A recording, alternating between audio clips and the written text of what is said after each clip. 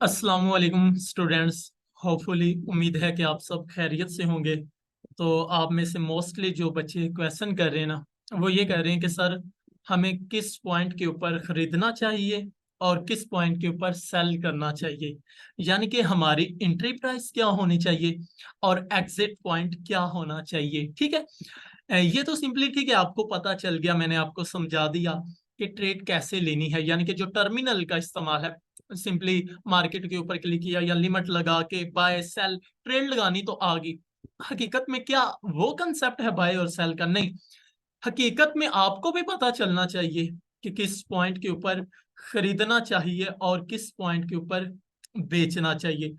कोई मैं कह लो कि फजूल गुफ्तगू नहीं करूंगा, मैं डायरेक्ट आपको दो तीन पैटर्न बताता हूँ, पॉइंट बताता हूँ, जहां पर वाकई हमें एक हमारी हाई प्रोबेबिलिटी एंट्री हो। हमें पता चले कि इधर जो मार्केट है वो हमारे ओपोजिट नहीं चलेगी बल्कि हमारी फेवर में चलेगी, या एक ऐसा पर्टिकुलर जोन होना चाहिए जहां पर बैंक इंस्टीट्यूट हम उनके साथ खड़े हों। ये ना हो कि एक तरफ वेल्स खड़ी हो और हम उसके ऑपोजिट ट्रेड ले लें, तो हम मार्केट में लॉस करेंगे। ठीक है, बात समझ आ गई? चलें, मैं आपको कुछ पॉइंट्स बताता हूँ, कुछ रूल्स बताता हूँ कहाँ पर आपने बाय करना है। सिंपल फंडा होता है जितने भी ट्रेडिंग मार्केट है फाइनेंस में, चाहे वो स्टॉक, क्रिप्टो, फॉरेक्स, कोई भी है। सिंपल रूल्स क्या होता है उसका कि आपने टॉप के ऊपर, मैं एक लम्हे के लिए इसको ना पहले हाइड करता हूँ ताकि आपको पता चल सके। ठीक है, ये चार्ट हाइड करता हूँ। सिंपली कंसेप्ट है, कहां पर आपको एंट्री लेनी चाहिए? जब मार्केट अपने बॉटम में आ जाए। एक पॉइंट ये है। अच्छा, मार्केट जब आप अपने बॉटम में आएगी, सिंपल लॉजिक बताने लगे, इसके बाद मैं थोड़ा सा कॉम्प्लिकेटेड करूंगा, जरूर करूंगा, लेकिन पहले सिंपल कंसेप्ट समझा लूं ताकि आप इस चीज से वाकिफ रहें। जब मार्केट अपने बॉटम में आ जाए, निचले हिस्से में आ जाए, इसको डिमांड एरिया भी कहते हैं, इसको सपोर्ट एरिया भी कहते हैं।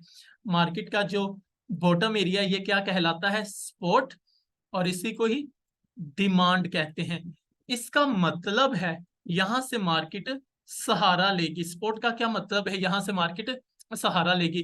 और दूसरे अल्फाज में मैं इसको एक्सप्रेस करूं तो डिमांड एरिया, डिमांड मीन लोग खरीदने के लिए इधर बैठे हुए हैं।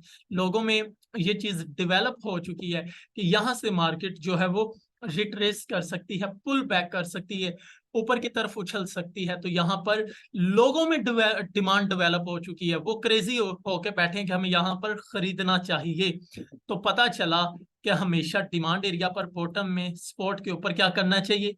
खरीदना चाहिए, बाय की ट्रेड लेनी चाहिए। अब दूसरा लॉजिक, टॉप में हमें सेल की ट्रेड लेनी चाहिए, बेचना चाहिए। इसको रेजिस्टेंस एरिया भी कहते हैं। एस से मुराद सप्लाई जोन है, इधर एस से मुराद सपोर्ट है, इधर एस से मुराद सप्लाई जोन। मींस इधर सेलर्स जो होंगे, ब्रोकर जो होंगे, वो लिक्विडिटी प्रोवाइडर जो होंगे, बैंक इंस्टीट्यूट, वेल्थ, हर कोई, अगर फॉर एग्जांपल एक सिंपल सा लॉजिक है, अगर कोई इस पॉइंट के ऊपर खरीदेगा तो मार्केट इस तरह ऊपर जाएगी, तो जाहिर बात है इस पॉइंट के ऊपर वो प्रॉफिट में होंगे और यहां से सेल करके बाहर में आएंगे। तो पता चला इस पॉइंट के ऊपर आपने सेल की ट्रेड लेनी है। दो पॉइंट आपको समझ आ गए एंट्री के। अब तीसरा पॉइंट साइड बाय साइड वाला करते हैं। ये मैं मोस्ट इंपोर्टेंट लॉजिक बताने लगा हूं। अब ये फॉर एग्जांपल एक सेंटर में लाइन है, ये सपोर्ट के तौर पर भी काम करती है और रेजिस्टेंस के तौर पर भी काम करेगी। अगर मार्केट नीचे से ऊपर की तरफ जाती है तो ये रेजिस्टेंस के तौर पर काम करेगी, अगर ऊपर से नीचे की तरफ आती है तो ये सपोर्ट के तौर। फॉर मैं दोनों इस कंसेप्ट समझा देता हूँ। फॉर एग्जाम्पल, मार्केट नीचे की तरफ आती है, फिर थोड़ा सा ऊपर चले जाती है, फिर नीचे, फिर थोड़ा सा ऊपर, रिजेक्ट होने के बाद फिर क्या, इस तरह करते करते अब यहां से ये थोड़ा सा सहारा लेके ऊपर की तरफ उछलती, फिर नीचे की तरफ ब्रेकआउट दे देती है। अब जैसे इसने सपोर्ट को ब्रेक किया, होगा क्या? एक तरह, दो तरह के इधर ट्रेडर आपको मिलेंगे। एक वो जो ब्रेकआउट एंट्री के ऊपर ट्रेड लेंगे, याद रहे कि ब्रेकआउट एंट्री में फॉल्सनेस ज्यादा होती है, ये झूठे स्ट्रक्चर ज्यादा देती है। फिर दूसरी तरह के ट्रेडर होते हैं, अगेन वो रीटेस्ट एंट्री का वेट करते हैं। ठीक है, पुल बैक एंट्री, और रीटेस्ट करने जैसी मार्केट इस पॉइंट को जाएगी और टेस्ट करने के बाद फिर मार्केट इसी लेवल को तोड़ने के बाद मार्केट जैसे नीचे की तरफ निकलेगी तो फिर हमें एक काफी नीचे डाउनवर्ड फॉल देखने को मिलेगा। समझ आ गई? ये था हमारा जब एक स्पोर्ट टूटती है तो ब्रेकआउट एंट्री हमने नहीं लेनी, बल्कि कौन सी लेनी है? Retest entry. हाँ, अगर रीटेस्ट करने के दौरान ये ऊपर की तरफ क्लोज दे देती है तो फिर हमारी फेल हो जाएगी जो हमारी रीटेस्ट एंट्री। अब ठीक, ये था जब मार्केट सपोर्ट के तौर पर काम कर रही होती। फिर अब हम सेंटर में लाइन लगाते हैं। अब मार्केट फॉर एग्जांपल ऊपर की तरफ इस तरह जा रही है, होगा क्या, मार्केट के सामने ये रेजिस्टेंस एरिया, मार्केट थोड़ा सा पुल बैक लेगी, फिर इसको तोड़ देती है। तो अब यहाँ पर ब्रेकआउट एंट्री वाले ट्रेडर जो इंटर होंगे, लेकिन हमने ब्रेकआउट एंट्री नहीं लेनी, बल्कि क्या होगा, मार्केट अगेन इसी लेवल को टेस्ट करने है, टेस्ट करने के बाद फिर ऊपर की तरफ उछले, तो इसी जोन के ऊपर तोड़ के ऊपर की तरफ निकले तो हम क्या करेंगे, बाय की पोजीशन ओपन करेंगे। ठीक है।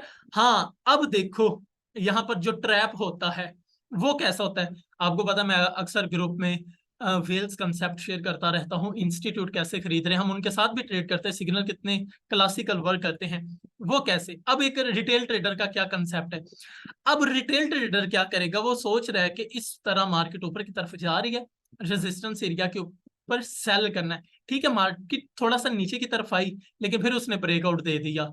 ठीक है, तो अब यहां पर जो रिटेल ट्रेडर होगा वो सेल की ट्रेड लेके सो जाएगा, वो क्विक प्रॉफिट या क्विक लॉस एक्सेप्ट नहीं करेगा। ठीक है, और एज ए रिजल्ट क्या होगा, वो घाटे में जा रहा होगा। तो ये तीन तरह की हमने एंट्री को डिस्कस किया। ठीक है, तो आपने सेम एज इट, आपका फोकस होना चाहिए जब भी आप चार्ट को ओपन करो, सबसे पहले आपने क्या करना है, मार्केट में कोशिश करना है 4 आवर का टाइम फ्रेम ओपन करो, और इधर आप डिमांड और सपोर्ट एरिया, सप्लाई जोन को फाइंड आउट करो। अब मेरे पास कौन सा एरिया डिमांड के तौर पर काम कर रहा है, जहां पे ये बार बार सपोर्ट ले रही है, जिस तरह ये वाला एरिया है। ठीक है, ये हमारे पास सपोर्ट एरिया। अब देखो तोड़ के मार्केट नीचे की तरफ आई है, अब ये एक, जिस तरह वो रेक्टेंगल्स नहीं होती, मार्केट कंसोलिडेशन फेज में आ गई है। अगर इसके लेवल को देखा जाए तो इस दौरान इस पैटर्न में भी मार्केट कंसोलिडेशन फेज में है। कंसोलिडेशन फेज को कोशिश किया करें इग्नोर करने की, जब मार्केट बॉटम में आए उस वक्त बाय करें, टॉप में आए तो सेल करें। अब ये टॉप में मूव कर रही है तो हमारी 60-70% प्रायोरिटी होनी चाहिए कि हमने मार्केट में सेल की ट्रेड लेनी है।